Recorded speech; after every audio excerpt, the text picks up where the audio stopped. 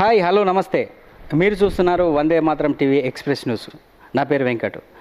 ఈరోజు మనం గాజుల స్వయం ప్రకాష్ గారితో ఉన్నాము. బీజేపీ సీనియర్ నాయకులు, వానరసేన నేషనల్ సెక్రటరీ. తెలంగాణ రాష్ట్రంలో ఎలక్షన్ ఎండ వేడి ఎలా అవుతుందో అంతకు మించిన వేడి ఈ ఎలక్షన్లో ఉంది.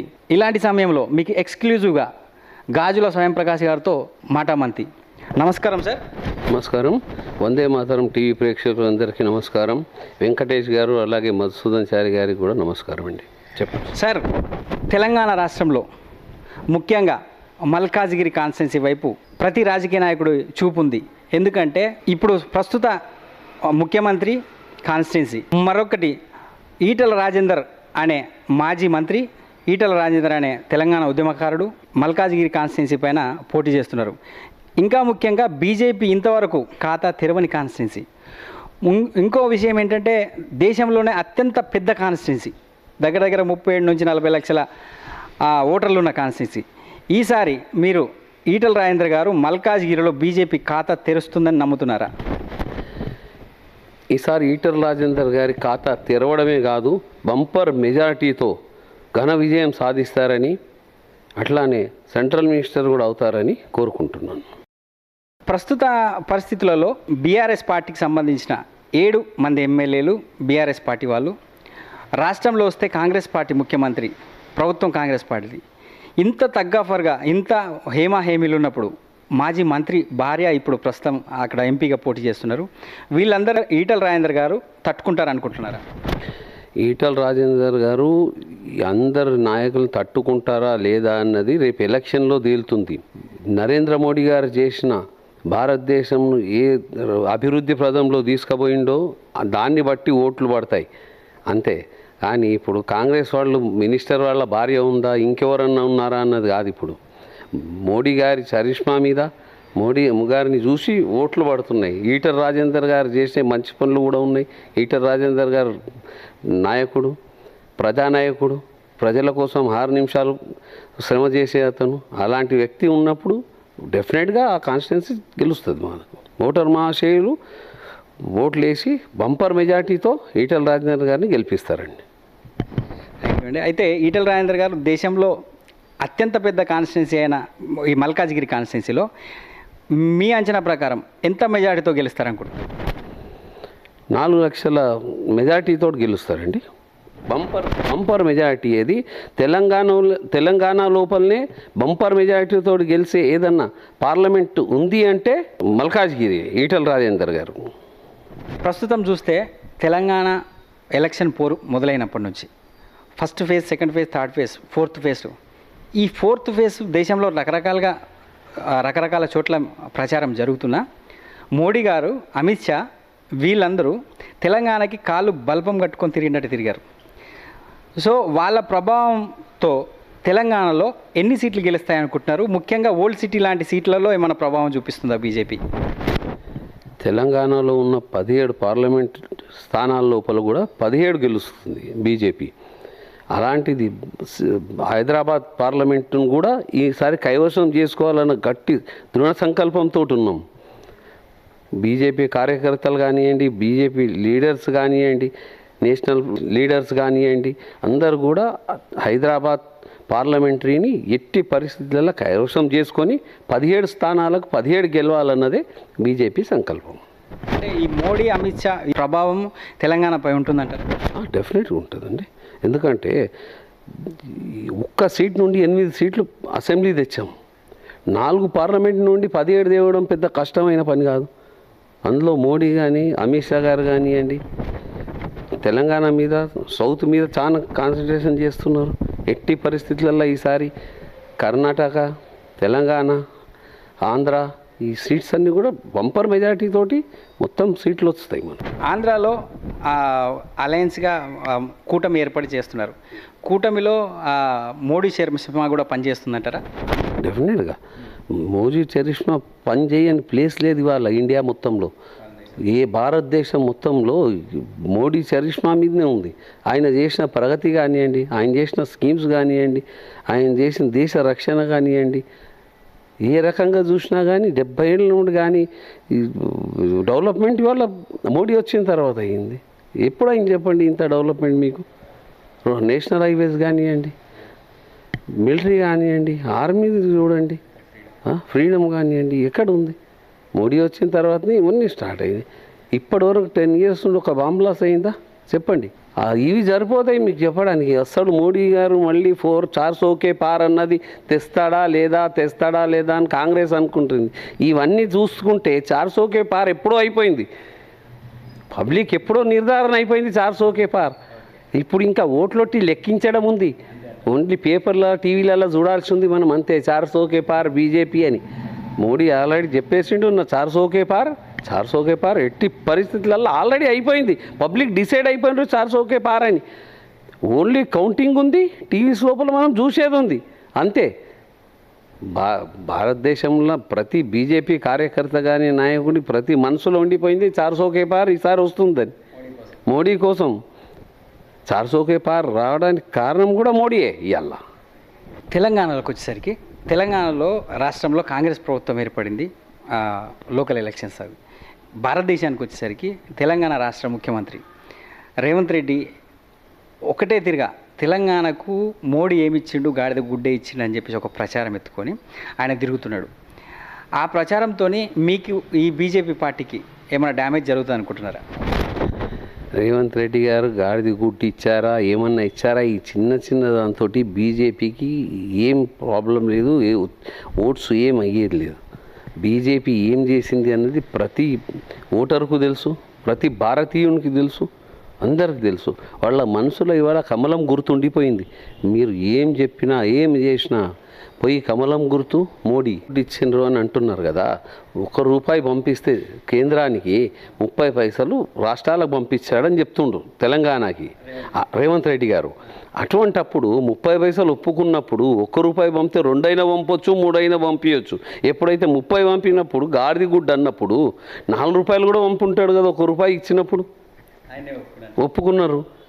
కాబట్టి ఏదేమున్నా కానీ ఎలక్షన్ ముందు ఇవన్నీ వద్దు మాటలు.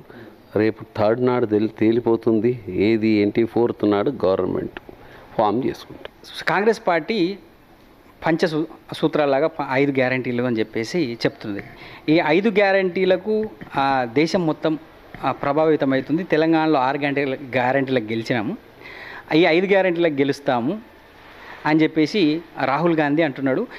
దీని గురించి మీ స్పందన ఏంటి? 5 గ్యారంటీలు కాంగ్రెస్ ఇచ్చిందా లేదా అని బీజేపీ వాళ్ళు చెప్పే అవసరం లేదు. పబ్లికే తీర్మానిస్తారు. 13 తారీఖు జరిగే ఎన్నికల లోపల ఎవరికి ఓటేస్తారు అన్నది దాన్ని బట్టి నువ్వు గ్యారంటీలు ఇచ్చారా ఇవ్వలేదా అన్నది పబ్లిక్ తేలుస్తారు. మేము చెప్పే పని లేదు. మీరు గ్యారంటీలు ఇచ్చి ఉంటున్నారు అనుకో ప్రజలకు, ప్రజలే నిర్ణయిస్తారు. ఇవ్వకుంటే ప్రజలు నిర్ణయిస్తారు. ఇప్పుడు కాంగ్రెస్ పార్టీ 5 గ్యారంటీలు ఇచ్చింది. బీజేపీది ఒకటే గ్యారంటీ, మోడీ గ్యారంటీ. మోడీ ఇచ్చిన ఒక్క నినాదంతో బీజేపీ ఇవాళ 400 కే పార్ పోతుంది. 5, 6 ఏమి లేవు, ఒక్కటే నినాదం బీజేపీ. మోడీ గారి నినాదంతో 400 కే పార్, మోడీ గ్యారంటీ. ఎన్ని గ్యారంటీలకు ఒకటే సమాధానం, మోడీ గ్యారంటీ అని చెప్తున్నారు. దేశంలో first phase, second phase, third phase, ఈ 3 ఫేజ్లు జరిగినాయి. ఈ 3 ఫేజ్లలో ఎన్డీఏ కూటమిలో పోటీ చేస్తుంటే, ఎన్డీఏ కూటమికి వచ్చేసరికి నార్త్ సైడు ఒక 20 సీట్లు తగ్గుతాయనే కొన్ని ప్రచార సంస్థలు, కొన్ని అనలైజర్స్ ప్రచారం చేస్తున్నారు. ప్రతిపక్షాలు కాంగ్రెస్ పార్టీ కూడా ప్రచారం చేస్తుంది. మీరు నార్త్ సైడ్ జరిగిన ఎలక్షన్లలో ఆ 20 సీట్లు వరకు తగ్గుతాయని మీరు భావిస్తున్నారా? సీట్లు తగ్గడం అన్నది కాదండి. ఇప్పుడు మా కూటమి ఏదైతుందో ఆ కూటమిలో ప్రైమ్ మినిస్టర్ ఎవరు అన్నది ఒకసారి డిసైడ్ చేయమనండి.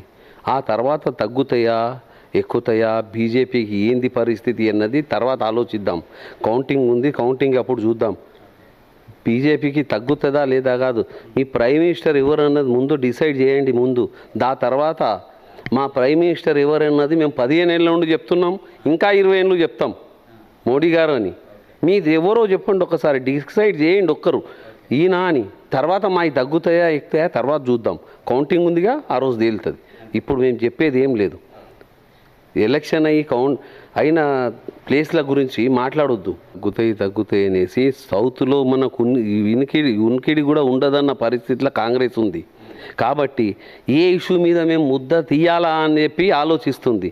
కాబట్టి మీకు నార్త్లో తగ్గుతాయి అంటున్నారు. అసలు సౌత్లో మీ పరిస్థితి ఏంటి అని చూడండి. మొదలు తెలంగాణ, కర్ణాటక, ఆంధ్ర చూడండి. ఎందుకంటే అయిపోయిన దాని గురించి వద్దు, అయిపోయింది ఏం చేయలేము.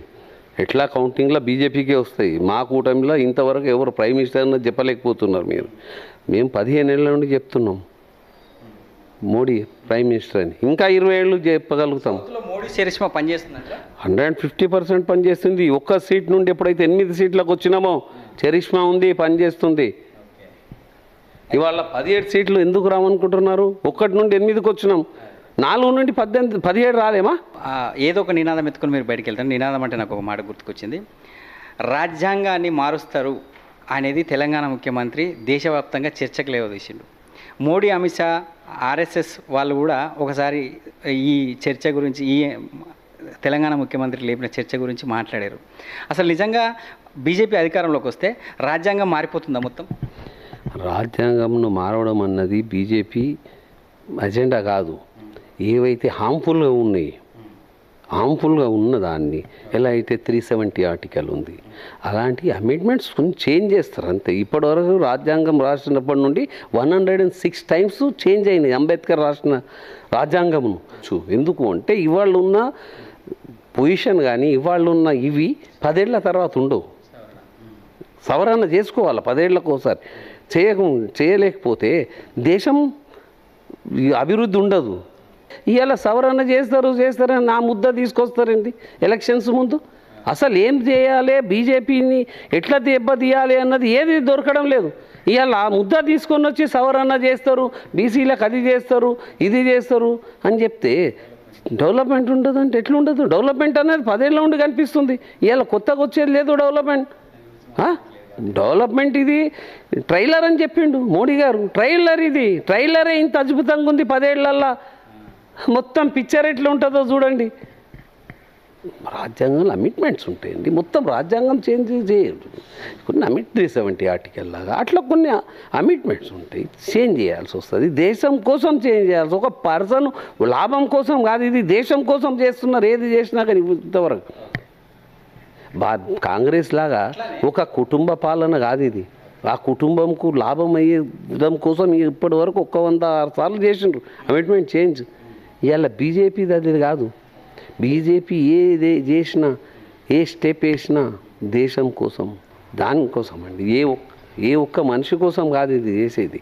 ఇప్పుడు ముస్లిం రిజర్వేషన్స్ ఎత్తేస్తాం, ముస్లిం రిజర్వేషన్ తీసేస్తాం అని అమిత్ షా గారు ఒక సభలో అన్నారు. అసలు ముస్లిం రిజర్వేషన్ పూర్తిగా తీసేస్తారా? అసలు ఏంది అసలు ముస్లిం రిజర్వేషన్ల గురించి?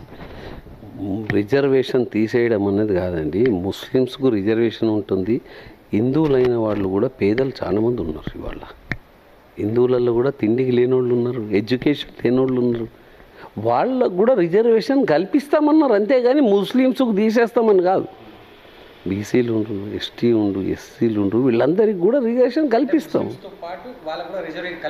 కల్పిస్తారు, తీసేయడం లేదు. ఇంతవరకు ఒక్కసారన్నా ముస్లిమ్స్, హిందూస్ అని ఏ సభలన్నా మాట్లాడిందా చూడండి. మోడీ గారు కానివ్వండి, అమిత్ షా గారు కానివ్వండి, ఇంతవరకు ఎక్కడ మాట్లాడినరా? హిందూ ముస్లిం సపరేషన్ అని, క్రైస్తవులు సపరేషన్, దేశవాసీ ఎక్కడ కూడా మాట్లాడలేదు ఇంతవరకు. అంటే అలా ఆలోచన కూడా లేదు. భారతదేశం గురించి ఆలోచిస్తున్నారు కానీ ఈ హిందూ ఆ ముస్లిం అన్నది ఏ రోజు కూడా ఆలోచించలే భారతీయ జనతా పార్టీ. తెల్లారి ఎలక్షన్ ఈ రాత్రి పూట ప్రజలపైన, ఓటర్లపైన మద్యం అండ్ నోట్లు, డబ్బు ప్రభావం ఎలా ఉండబోతుంది? మీ పార్టీ నుంచి ఎంతమంది వస్తున్నారు? మద్యం, డబ్బు అని ప్రతిపక్షాలండి. అది ఏ పార్టీ ఏది అన్నది కాదు, ప్రతిపక్షాలు. అది బీజేపీ మద్యం కానీ డబ్బు కానీ కాదు. మోడీ నినాదం, మోడీ ఇచ్చిన 400 పార్, ఆ ఒక్క నినాదం చాలు మనసులలో గుర్తుంది. మోడీ కమలం గుర్తు అది ఒక్కటి. డబ్బు మద్యం కంటే కూడా ఎంతో విలువైనది పబ్లిక్కి. ఇవాళ ఆయన చేసిన డెవలప్మెంటు, ఆయన చేసిన ఇది ఒక్కసారి జ్ఞాపకం చేసుకొని ఓటేసే కంటే ముందు ఆలోచించి ఓటేయండి. ప్రజలకు విన్నయించుకునేది ఒకటే, మీరు డబ్బు తీసుకున్నా, మద్యం తీసుకున్నా, ఏం తీసుకున్నా తీసుకోండి, ఏమైనా చేయండి. మీ మనస్సాక్షికి ఏదైతే ఎవరికైతే ఓటు వేయాలనిపించిందో వాళ్ళకు ఓటేయండి. నరేంద్ర మోడీ గారు చేసే డెవలప్మెంట్స్ కానివ్వండి, కమలం గుర్తు కానివ్వండి, చేసిన పనులు ఆలోచించి ఓటింగ్కు పోయే కంటే ముందు ఒక్కసారి మన మనసు మీద చేసుకొని వెళ్ళండి, ఎవరైనా పర్వాలేదు. Thank you. రాజకీయ పరిస్థితి మీరు చాలా బాగా స్పందించారు. ఇప్పుడు మీరు మీ స్వయంగా గాజుల శ్యామలాంబ, గాజుల అంబయ్య గారి ట్రస్ట్ పేరు మీద మీరు చాలా సేవా కార్యక్రమాలు చేస్తున్నట్టు మాకు తెలిసింది. చాలా పుణ్య కార్యక్రమాలు కూడా చేస్తున్నట్టుంది. ఇంకో మీరు ఎలాంటి కార్యక్రమాలు చేస్తున్నారు, ముందు ముందు ఎలాంటి కార్యక్రమాలు కొనసాగిస్తుంటారు? గాజుల శ్యామలాంబ, గాజుల అంబయ్య చారిటబుల్ ట్రస్ట్ మీద అన్నదాన కార్యక్రమాలు కానివ్వండి, ఎవ్రీ ఇయర్ చలేశ్వరంలో అన్నదాన కార్యక్రమం చేస్తాం. ఇక్కడ వేరే టెంపుల్స్ దగ్గర చేస్తాము. కరోనాలో అందరికీ సేవా కార్యక్రమాలు చేసినాము. ఇప్పుడు ఒక ఓల్డేజ్ హోమ్ కూడా పెట్టే ప్లాన్లో ఉన్నాము చారిటబుల్ ట్రస్ట్ పేరు మీద. ఈ చారిటబుల్ ట్రస్ట్ను ఇంకా అభివృద్ధి చేయాలని కోరుకుంటున్నాను. అంటే మీ ట్రస్ట్ ద్వారా సేవా కార్యక్రమాలు ఇంకా ఎక్కువ మందికి పంచాలని చెప్పేసి మీ ఒక అభిప్రాయం. మా వందే మాతరం టీవీ ద్వారా, ఎక్స్ప్రెస్ న్యూస్ ద్వారా మీరు ప్రజలకు ఎలాంటి సందేశం ఇవ్వబోతున్నారు ఒకసారి చెప్పండి. వందే మాతరం టీవీ ద్వారా ప్రజలకు నేను ఇచ్చే సందేశం ఒకటే. మీరు అమూల్యమైన ఓటును ఆలోచించి చేయండి. ఒక్కసారి ఓటు వేస్తే 5 ఏళ్ళు బాధపడ్డా 5 ఏళ్ళు పడాలా, ఖుషి ఉన్నా 5 ఏళ్ళు ఉండాల్సి వస్తుంది. కాబట్టి మోడీ చేసిన కార్యక్రమాలు ఏంది, డెవలప్మెంట్ ఏముంది, మోడీ చేస్తున్న నినాదం కానివ్వండి, మోడీ చేస్తున్న డెవలప్మెంట్స్ కానివ్వండి, ఇవన్నీ చూసి మీకు ఎలా అనిపిస్తే మీరు అలా చేయండి. కానీ దేశం కోసం మోడీ, దేశం కోసం మోడీ, సార్చోకే పార్ మోడీ. దేశం సురక్షితంగా ఉండాలి అంటే మోడీకి ఓటు వేయండి. ఇంతే. Thank you.